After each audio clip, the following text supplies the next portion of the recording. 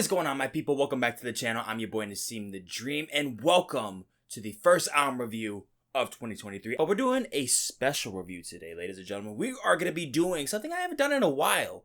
We are going to be reviewing a classic album for my OG list. And yes, that album I have chosen to review will be from the one and only Neutral Milk Hotels in the Aeroplane Over the Sea. Originating in 1998 from Ruston, Louisiana, this album came born from one of the most recognizable bands in the last 20 years, delivered to us from vocalist and guitarist Jeff Magnum. When Jeff encounters new bandmates from Denver, Colorado, starts this beginning of anew with Neutral Milk Hotel's debut on Avery Island. This is a lo-fi dominant project that will present a fraction of what the band has in store for the future. In this next saga from Neutral Milk Hotel comes a new and improved influence of different fuses of punk music, jazz music, noise, and folk music with bizarre and manic ideas into this project. We also come across a lot of different themes revolving around things about mythos, love, religion, and some personal experience from Jeff. But there is undoubtedly this main focus, this main criteria into this record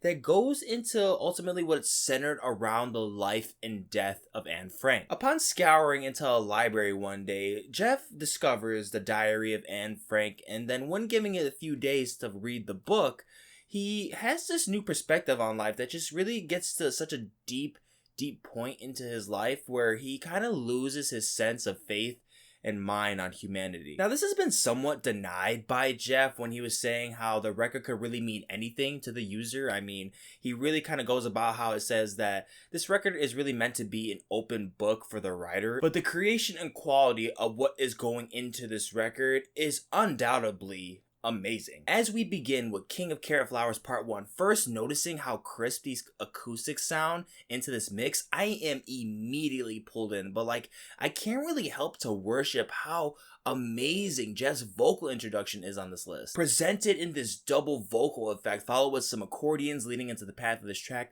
I am left to really wonder how delicate and full this sound is and how it's even possible to really have this amount of quality to it. The song does so well at establishing this love tale that also dives into the realism that goes into with these two characters about their parents and how ugly things can really get. Part 2 and 3 simmer down the intensity for a more slower pace with some arpeggio sequences that are followed by the riveting "I love you, Jesus Christ." We are sunk right into this substantial sound passage, right into a straight noise punk rhythm that just goes so nuts, so bananas. The distortion simmering under the instrumental while the drums reel in havoc with so much potency. It's such an experience to really witness. While I'm still baffled by the quality of level at this point with the dynamics into the mix and master, I'm still struggling to really wrap my head around how an acoustic indie folk piece can really sound this intriguing. And then with the title track, we then start to incorporate some more different sound ideas, like how they try to incorporate some really haunting pads into the background and some horn sections as well. Still hitting that max quality potential and exceptional chord progression that's just so simple but so sweet. I am enamored by how much this album really stays on focus with its folk aesthetics while still brilliantly placing the noise elements that really put you into an entirely unexpected setting. Jeff is continuing to dominate with his lead performance on here, throwing in some melodies that have me glued to this thing. The track Two-Headed Boy begins to experiment with some more downstrums this time on the acoustics, demonstrating some even more impressive productional quality with just the guitar and vocalist on this entire song, but sounding still so much more full than it should. And then towards the end of this thing, we get a sudden eruption into this alluring horn dominant tune that is immediately ascending from this track that is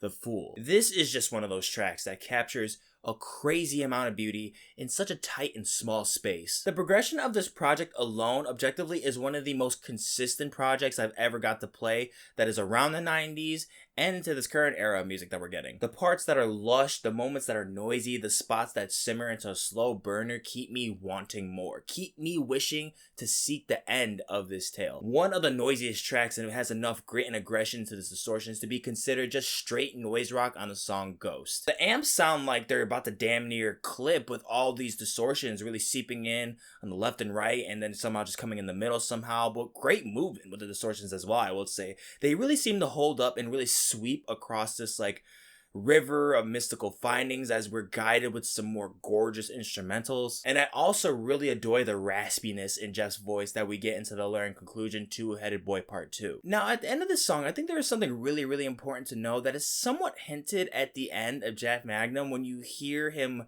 place his guitar down very gently and walk away. Months after the release of Aeroplane, Jeff decides to discontinue making music with the reason that simply he just felt like he said everything that he needed to say. So this is why I think it's more warranted to Jeff saying that he really thinks his album could really mean anything to the listener. Though I do agree about the themes that I mentioned earlier, I also feel that there is something more deeper and underlying about the message that Jeff is really trying to put through. And I think more than anything, it's about him. A record like this is just something you don't receive all the time. At this point, we heard some pretty elevating influences into the noise genre continuing to engage new and old listeners, such as acts like Gorilla Toss, Lightning Ball, we got Daughters, Deerhoof. But to be combined so flawlessly into folk music has this combustion of fun, intensity that just inflict a love so deep that it becomes overly compelling. The songwriting ability, the performance quality, the care into the production, the execution along with the entire progression of the record haven't been matched for quite some time in my opinion. It's no wonder why this record is considered a masterpiece to the eyes of many. I've come back to this record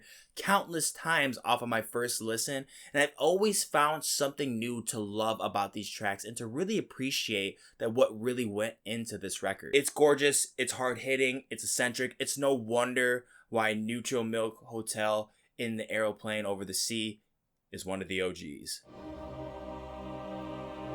Guys, thank you so much for watching the video. Don't forget, if you enjoyed, like the video and subscribe to the channel to get more and to support the channel and let us see us grow. Down in the description, you will see the links to my social media accounts and also my separate tracklist ratings. This is an OG list rating though, so they're all flame, but you will see what my favorite tracks are in the description, so check it out. Thanks again, guys. I appreciate you always. I'm gonna catch you in the next one. Deuces.